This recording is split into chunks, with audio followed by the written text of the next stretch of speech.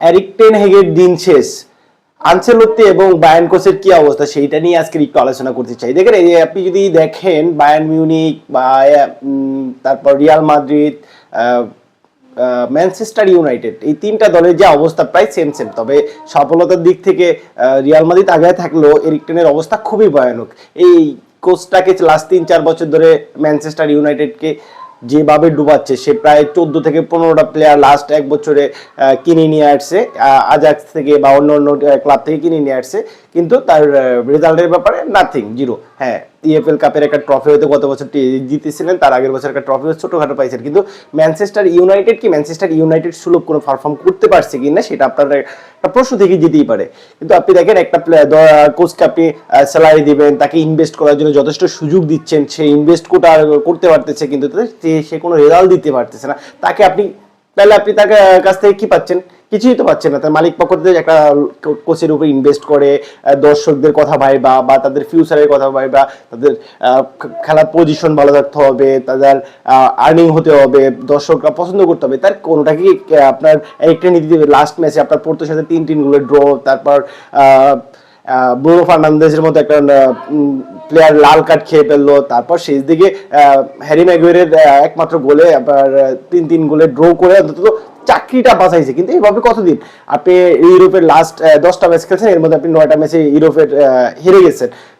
সে Manchester United যারা UCL জিতা team, এখন এরকম একটা টিম, তাদের লিগের অবস্থা খুব একটা ভালো না, অলমোস্ট 11 নম্বর আছে। ইউরোপার লিগে যেই ইয়াতে সেখানে ম্যানচেস্টার ইউনাইটেড অবস্থান প্রায় 19 নম্বরে এবারে যে টুর্নামেন্টের 2 মাস শেষে। কিন্তু তারা এখান থেকেও তাদের ভালো পাওয়া সম্ভব কিনা, কিন্তু তাদের তো ইউসিএল খেলার কথা ছিল, ইউসিএল এ জিতার কথা ছিল, তাদের লিগ যে প্রিমিয়ার লিগ জিতার কথা ছিল, কিন্তু তারা সেইভাবে জিতা তো দূরের কথা, কিন্তু ওইটাতে তাদের স্বপ্ন, সেটাই তাদের প্রমাণ করা যাচ্ছে। আর অপর যদি আপনার রিয়াল মাদ্রিদ নিয়ে কিছু বলতে হয়, রিয়াল মাদ্রিদের Kylian Mbappe, Vinicius Junior, Rodrygo, Jude Bellingham, বালবার্দে, চুয়েমেনি, কামাভিঙ্গা, মদ্রিস, এতগুলো স্টার প্লেয়ার থাকার পরেও আপনি লিলির মাঠে গিয়ে ফ্রান্সে গিয়ে 1-0 গোলে হেরে আসেন। এটা ঠিক রিয়াল মাদ্রিদের সাথে যায়? রিয়াল মাদ্রিদের কোচ কার্লো আনচেলত্তি, হ্যাঁ, তার আন্ডারে ইয়াংগেস্ট যথেষ্ট প্রমিজিং প্লেয়ার আছে, তার মানে আর্দা গুলারের মতো প্লেয়ার আছে, নিকো পাসকে সে ছেড়ে দিয়েছে, দরকার হয় না তাকে হয়তো বা ব্রাইন দিয়াজ আছেন, কিন্তু এদেরকে আপনি দিয়ে যদি আপনি লিলের মতো একটা দলের সাথে থেকে আপনি রেজাল্ট না বের করতে পারেন, তাহলে আপনার আসলে খেলার আসলে ব্যাপারটা কি? এটা আপনাদের মাথায় ধরে জানি না, তবে আমার কিন্তু এটা মাথায় ধরে না। মানে একেবারে চুপচাপ থাকবেন, কথা কম বলবেন, আমি তো ইউসিএল জিতছি। ভাই, ইউসিএল আপনি 2টা না 5টা 10টা জিততে পারেন, কিন্তু আপনার খেলার ভিতরে একটা আর্ট থাকা চাই, চেয়ারটা কি আপনি দিতে পারতেছেন? আর অপরদিকে যে বায়ার্ন মিউনিখের কোচ, বায়ার্ন মিউনিখ লাস্ট 3-4টা ম্যাচে তো গোল বন্যা বসায় দিয়ে আসে, ভিলা পার্কে অ্যাস্টন ভিলার সাথে 1-0 গোলে হার্ড। কিন্তু এইটুকু বায়ার্ন মিউনিখের সাথে যায়? হ্যাঁ, এখানে ভিলা পার্কে এমিলিয়ানো মার্টিনেজের অতি মানবিক কিছু সেভ ছিল, বায়ার্ন মিউনিখ এখান থেকে পিস পড়ে ফেলেছে, কিন্তু বায়ার্ন মিউনিখ শুরু কি খেলতে পারছে আদৌ?